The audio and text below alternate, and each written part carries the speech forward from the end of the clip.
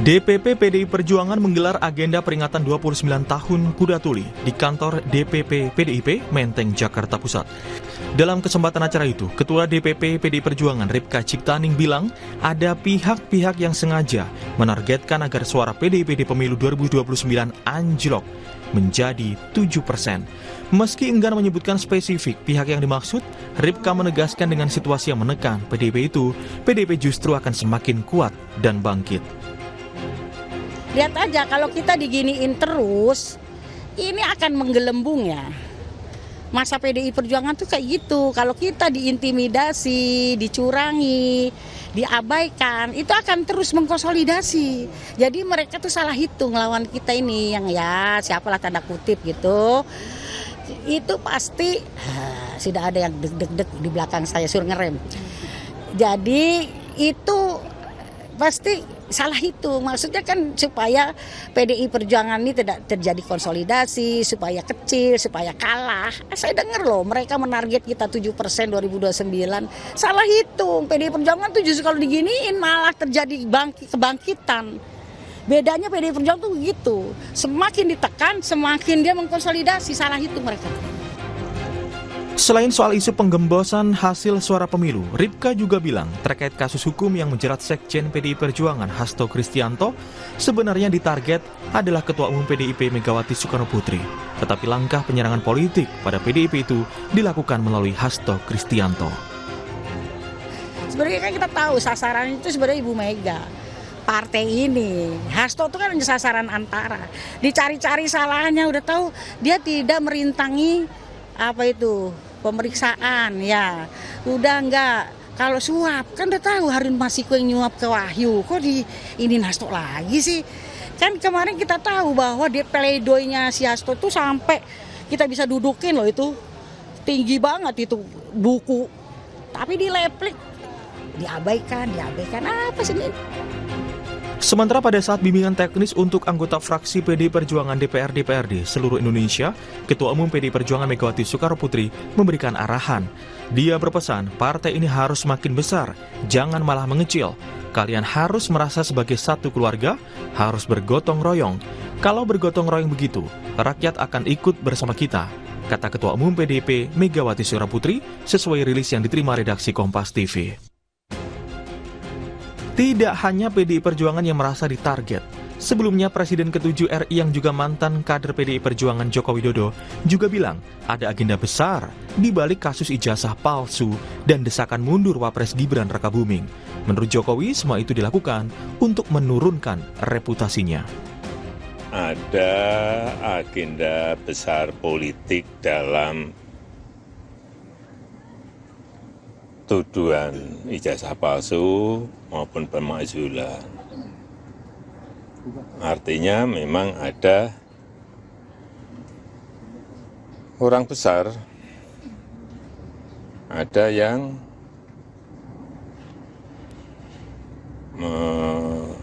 backup. Ya,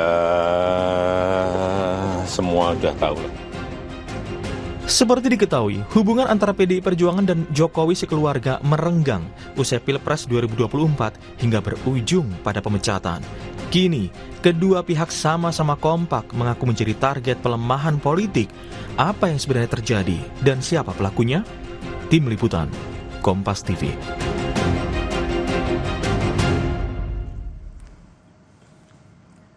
Saudara, di tengah kasus hukum yang menjerat Sekjen PDI Perjuangan Hasto Kristianto, baru-baru ini PDI Perjuangan mengklaim ada upaya pelemahan politik. Ada pihak tertentu yang sengaja menargetkan suara PDI Perjuangan anjlok hingga 7% di pemilu 2029.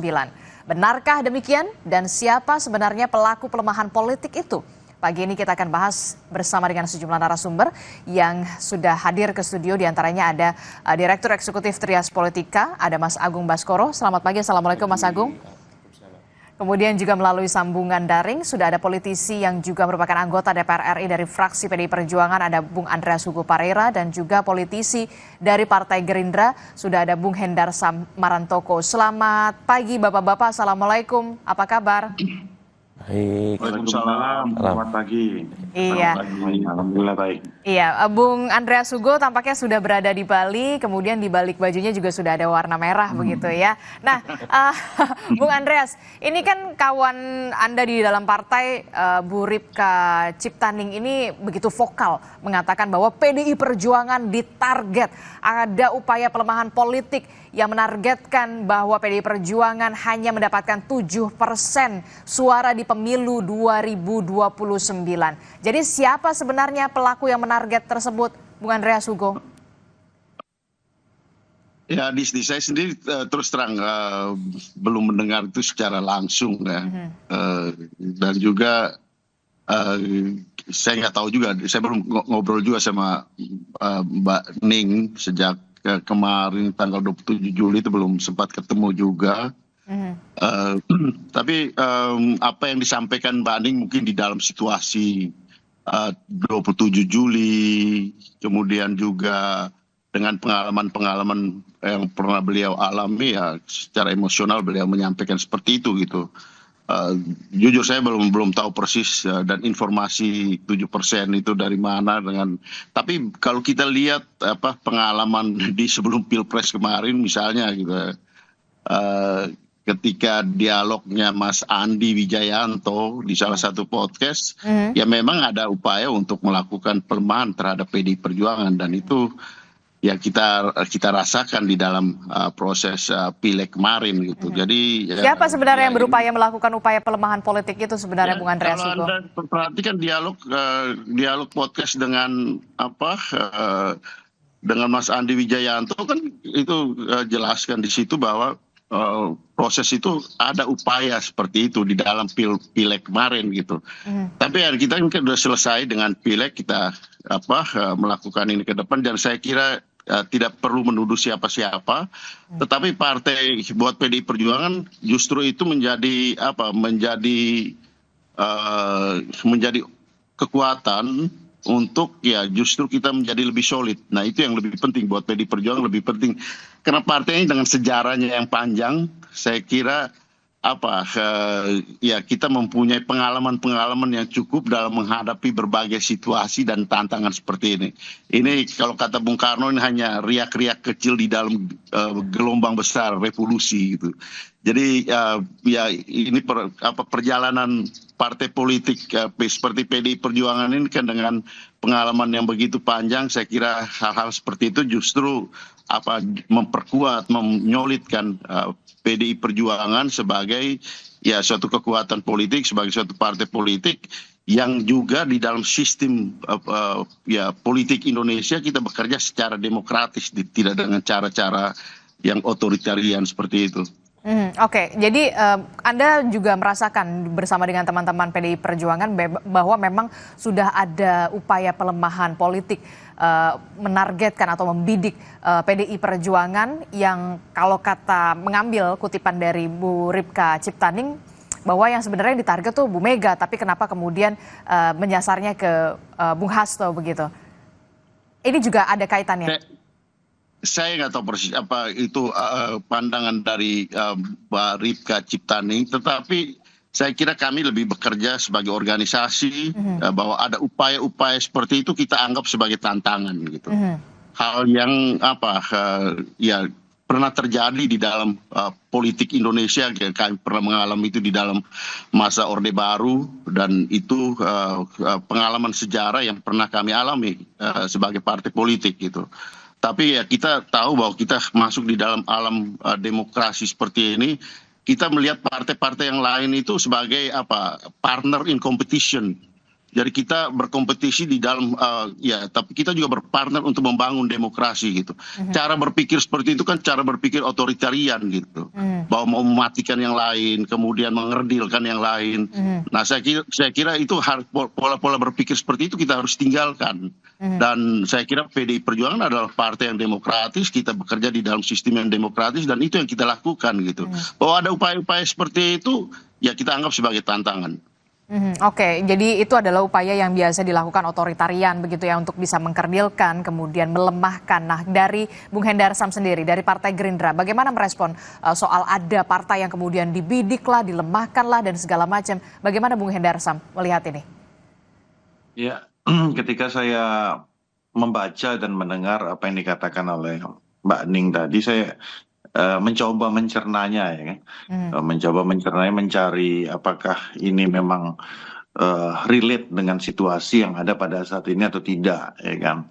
Yang pertama tentunya pemilu masih sangat jauh. Ya, masih 4 tahun lagi kurang lebih, malah lebih. Jadi untuk menciptakan suatu kondisi atau ke arah sana itu tentunya kayaknya kita mikirin apa namanya, bagaimana pembangunan dan program-program pemerintah ini bisa berjalan dulu lah, ya kan. Dari sisi kami seperti itu. Yang kedua juga aturan mainnya juga kan belum jelas. Saat ini dengan ada putusan MK yang memisahkan antara pilpres dengan apa namanya itu pilkada kan gitu kan, dan juga pileg, ini tentunya kan akan ada aturan main yang tentunya juga berbeda, dan itu belum akan diputuskan bersama-sama oleh teman-teman di DPR ya kan, termasuk juga dari PDIP sebagai partai pemenang malah kan di situ. Jadi agak menurut saya ya mungkin hanya apa namanya itu ungkapan hati dan emosional dari Mbak Ning pada saat refleks apa namanya ya. Yang ketiga juga ya, apabila memang itu ada ya, apabila kita dianggap itu ada ya, seperti hal tersebut ya, kami dari Partai Gerindra tentunya akan berada di barisan paling depan untuk apa namanya itu menjaga demokrasi ini, bahwa tidak boleh ada satu partai pun yang mendapatkan tindakan apa namanya itu yang tidak adil ya. Dan oleh karena itu fungsi kita bersama-sama untuk menjaga ini bukan hanya dari apa namanya itu PDIP saja. Jadi maksud Anda ingin mengatakan juga apa yang dikatakan Bu Ripka Ciptaning ini terlalu apa ya, terlalu jauh begitu sudah membahas soal pemilu 2029, bahkan secara spesifik menargetkan PDI Perjuangan hanya mendapatkan 7% suara begitu. Jadi maksud Anda apakah ini pelemparan isu atau seperti apa? Ya dari saya pribadi ya, dari seperti itu juga Bang Hugo juga tadi kan sudah menyampaikan kan. Saya rasa ini bukan official dari PDIP kan ya. Tidak, saya rasa tidak bukan official dari PDIP, tapi merujuk saya mencoba melihatnya dari beberapa parameter ya kan. Seperti saya sampaikan tadi. Aturan mainnya belum ada ya kan. Habis itu PDIP juga akan ikut masuk ke dalam untuk membentuk aturan main tersebut ya kan. Nah tentunya hal-hal ini juga menjadi faktor yang harusnya bisa kita lihat sama-sama oleh karena itu, tapi tetap aja namanya dalam setiap adanya kekhawatiran, setiap adanya peringatan dari teman-teman politisi terutama dari PDIP, ini menjadi perhatian kita bersama, bahwa setiap partai ya harus menjaga ini, bahwa di pemerintahan ini dan di perhelatan demokrasi pilpres di pemilu di 2029 ini memang harus berlangsung sehat. Dan oleh karena itu mudah-mudahan spirit kita ini menjadi legacy dari pemerintahan Pak Prabowo, pemilu bisa berjalan dengan sehat, dengan baik dan sportif. Nah, oleh karena itu seperti saya sampaikan tadi, apabila memang ada anasir-anasir atau ada ke arah sana, ya Partai Gerindra akan berada di garda terdepan untuk menjaga supaya hal tersebut tidak terjadi. Karena kami kalau merasa dicurangi, ya mungkin Partai Gerindra salah satu, saya sendiri mengalami hal tersebut, tapi ya ini kan nggak boleh. Kalau kita pernah disakitin, jangan juga pernah menyakiti orang lain gitu loh. Oke. Karena tahu rasanya disakitin gimana. Karena lagi ngomong sakit menyakiti begitu ya, saya tanya ke Bung Andreas Hugo. Bung Andreas Hugo, ini kenapa kemudian Mbak Ning tuh kayaknya merasa tersakiti banget, merasa kecewa banget sampai kemudian mengungkapkan seperti itu, membidik, ada yang membidik, ada yang menarget 7% suara di 2029 dan sebagainya begitu. Sakit hati kenapa begitu? Ada yang kecewa kenapa? Ungkapan kecewaan apa sebenarnya, Bung Andreas? Ya, kalau di dalam teori politik itu kita mesti memahami dari idiosyncrasy-nya Mbak Ning gitu. Kita nih artinya lebih melihat pada latar belakang pengalaman dari beliau. Jadi itu ya mungkin pengalaman beliau dan tiap orang tentu dengan pengalaman berbeda-beda, tetapi Mbak Ning mengungkapkan itu dengan dasar latar belakang pengalaman yang beliau pernah alami gitu. Saya kira itu lebih tepat, dan mungkin lebih tepat bertanya kepada Mbak Ning sendiri gitu dengan pengalaman-pengalaman beliau. Tetapi ya kita bicara ini di dalam konteks kepartaian, bagaimana menghadapi situasi seperti itu, bahwa bukan tidak mungkin itu terjadi gitu.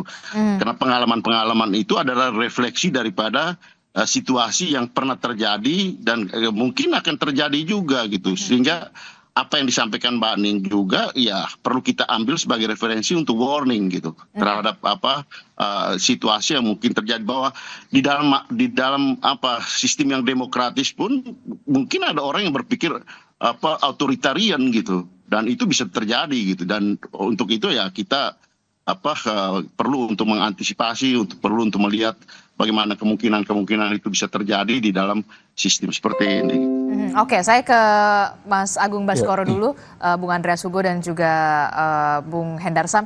Ini kan cukup menarik begitu ya, dengan ungkapan kalau dikatakan Bung Hendarsam ini mungkin hanya pernyataan pribadi Mbak Ning saja, tapi kemudian saya mencari juga di portal online di kompas.com, ternyata Bung Guntur Romli juga mengatakan hal yang sama begitu ya, bahwa memang PDIP ditarget hanya dapat 7% suara. Ada upaya menyerang partai yang terus terjadi. Apa yang sebenarnya bisa dibaca dari pernyataan dua kader dari PDI Perjuangan ini soal target-mentarget, bidik-membidik begitu ya, khususnya di PDI Perjuangan?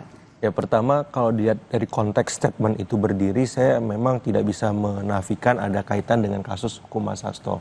Yang kedua juga konteks yang berkelindan, PDIP sekarang kan tidak dalam posisi berkuasa ya. Dan yang berkuasa hari ini dalam konteks sekarang Kim Plus semacam itu. Dan ada memori-memori masa lalu yang muncul, ya asumsikan. Jadi erat kaitannya dengan penguasa? Udah tulilah semacam itu kemarin konteks statement itu berdiri, dan tidak bisa dilepaskan dari penguasa juga, karena kekhawatiran itu menjadi wajar karena PDIP sedang tidak berkuasa. Jadi sah-sah saja. Cuman supaya objektif, kita juga harus melihat bahwa mundurnya atau turunnya suara partai di pileg itu ada banyak faktor, Mbak Adis. Bukan hanya sebatas dari eksternal ya. Ada ancaman dari penguasa atau kekuasaan, ada konteks di mana ya lagi dan lagi kita tahu ada banyak kasus hukum yang sekarang berkelindan dengan kader-kader PDIP. Nah, dari internal itu apa biasanya? Kalau berkaca dari pemilu legislatif 2024, pertama itu yang menyebabkan suara PDIP turun ada split ticket voting, saya pikir. Split ticket voting. Jadi ada perpindahan pemilih yang tidak konsisten ketika dia memilih PDIP tapi tidak memilih Ganjar. Dan dalam konteks ini misalkan magnet figur Ganjar itu gagal merepresentasikan PDIP itu sendiri, sehingga akhirnya suara itu terpecah, dan terbukti dari banyak temuan survei-survei kredibel, pemilih PDIP itu tidak solid memilihkan dukungannya ke PDIP gara-gara capresnya kurang pas mewakili PDIP itu sendiri. Yang pertama itu. Yang kedua, juga faktor lain soal misalkan strategi kampanye, soal kemudian bagaimana caleg itu punya kinerja yang baik di dapil. Jadi ada banyak faktor sebenarnya. Tapi kalau misalkan diarahkan satu faktor saja, menurut saya kurang pas juga gitu. Karena seakan-akan caleg-caleg ataupun alek-alek PDIP sudah perform semacam itu. Dan ini jadi masukan juga ke partai bagaimana kemudian ke depan mengkonsolidasikan semua kader agar kinerjanya optimal di dapil dan tidak dibajak dalam tanda petik tergiur dengan godaan-godaan dari partai lain untuk dinaturalisasi. Anda melihat ada tren ke sana, ada tren naturalisasi dalam tanda kutip ya, begitu ya, atau pergantian partai begitu setelah 2025 ini, karena memang PDI Perjuangan dalam tanda kutip tidak lagi berkuasa. Mungkin saja, tapi kan PDIP ini partai kader. Kader-kadernya juga kader-kader yang sudah matang dan bertungkus lumus dengan ideologisasi banteng itu. Sehingga ketika ingin membujuk kader-kader yang sudah solid ini tidak mudah. Tapi sangat mungkin. Karena hari ini PDIP tidak berkuasa. Kemudian partai-partai yang ada di kekuasaan berupaya merayu, karena susah mengalahkan di dapil, yang paling mudah kan merayu dan menggoda mereka untuk pindah. Istilahnya ini big transfer, Mbak Adis. Ya transfer besar untuk membajak mega bintang semacam itu. Ya sah-sah saja, asal proses yang dilakukan transparan dan tidak ada intimidasi apapun ya. Yang penting memang suka sama suka istilahnya, ada concern di sana, ya nggak ada masalah. Ini yang perlu dicegah oleh PDIP agar tidak terjadi migrasi massal dari alek-alek yang berkualitas di tiap dapil tidak pindah ke partai-partai yang berkuasa hari ini. Yang sedang berkuasa hari ini. Jadi kalau ada intimidasi ya wajar lah gitu. Ancaman semacam itu dalam setiap pemilu mesti ada. Sehingga untuk meminimalkan itu dengan ekosistem demokrasi yang seperti sekarang kayaknya agak susah. Kalau misalkan terstruktur sistematis dan masif kecurangannya, Mbak Adis. Karena memang semua mata melihat teknologi ada intervensi. Jadi kayaknya susah kalau misalkan itu dipaksakan. Memang ada tren penurunan, tapi saya melihat volatilitas suara partai-partai hari ini dalam konteks desain sistem kita paling banyak turunnya itu 3-4% saja. PDIP kemarin di 2024 turun 2,5%. Jadi kalau ada perubahan ya di angka 3-4% itu nggak sampai 7%. Itu hitungan kuantitatifnya. Kalau sampai 7% berarti kan ada sesuatu yang besar. Ya, istilah kita bahasa MK terstruktur, sistematis dan masif kecurangannya, serangannya dan seterusnya. Tapi kan itu agak susah. Apalagi saya melihat karakter dari ya Presiden Prabowo yang ingin merangkul semua. Kayaknya kurang logis saja statement Mbak Ning tadi. Tapi wajar untuk dijadikan semacam sandaran bagi semua bahwa jangan coba-coba loh. Sekarang eranya keterbukaan, partisipasi luas masyarakat. Kalau coba-coba yang dirugikan yang mengancam itu sendiri seperti itu. Tapi apa yang jadi pertanyaan saya begini, apa maksud dari beberapa kader PDI Perjuangan tegas secara lugas mengatakan bahwa memang PDI Perjuangan ini lagi ditarget atau memang sudah ditarget, bahkan targetnya adalah anjlok 7%, begitu, hanya memperoleh 7% di 2029. Apa yang kemudian? Ya, ini preemptive statement ya. Preemptive statement. Ya, jadi mencegah supaya tidak terjadi dan mengerem tren penurunan suara PDIP juga. Memastikan semua kader solid di internal sekaligus secara eksternal melibatkan publik untuk membantu PDIP yang sendirian di luar kekuasaan. Sehingga yang coba-coba mengancam ingin merealisasikan upaya itu berpikir berulang untuk membuat PDIP tadi suaranya turun. Karena yang dihadapi ini banteng yang memang sudah tangguh di setiap orde, di setiap masa. Sehingga kalau mau coba-coba ya bisa habis dalam tanda petik karena ada publik di sana, ada kader yang solid. Tapi juga ini kan dinamis perilaku pemilih. Nah, dalam tanda petik ya tadi kalau PDIP belum mampu memastikan caleg-caleg ataupun alek-aleknya nanti di 2029 solid ya, tidak tergoda dengan transfer besar, naturalisasi itu, ya mungkin saja bisa turun signifikan gitu, apalagi kalau godaannya sangat besar, Mbak Adis ya, dan ancamannya sangat besar seperti kalau itu. Dibilang rumput tetangga selalu lebih hijau terlihatnya, begitu ya. Nah, itu yang nanti kita akan tanya juga ke Bung Andreas Hugo Parera dan juga Bung Hendarsam, benarkah apa yang dilakukan oleh Mbak Ning dan juga Bung Guntur Romli ini soal mentarget begitu ya, upaya pelemahan ini adalah bentuk dari preemptive statement dari PDI Perjuangan begitu ya, termasuk juga benarkah ada tren akan ada pergantian pemain begitu ya di menjelang 2029, tapi jangan dijawab dulu Bung Hendarsam dan juga Bung Andreas Hugo Parera, kita akan kembali usai jeda, tetap di Sapa Indonesia Pagi.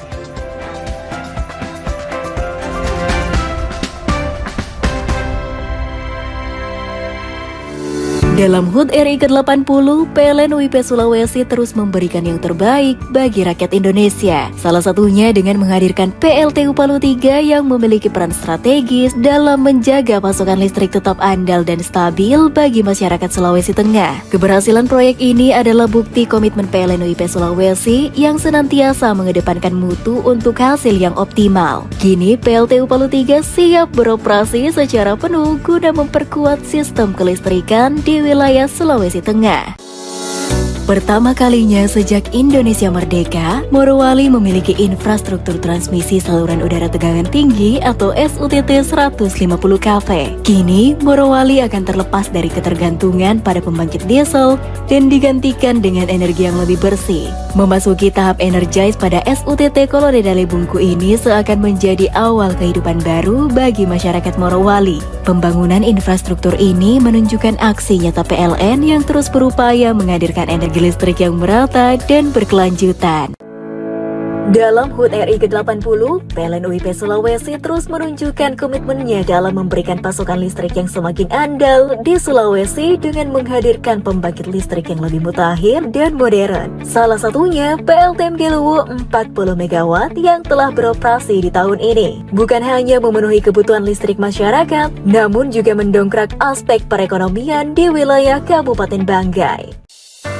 Semarak kemerdekaan RI ke-80, PLN terus menjadi garda terdepan dalam mendorong swasembada energi dengan menghadirkan infrastruktur tenaga listrikan di Sulawesi. Hadirnya proyek infrastruktur PLN UIP Sulawesi ini menjadi simbol ketahanan energi di kawasan timur Indonesia dalam mendukung pertumbuhan ekonomi serta aktivitas masyarakat Sulawesi.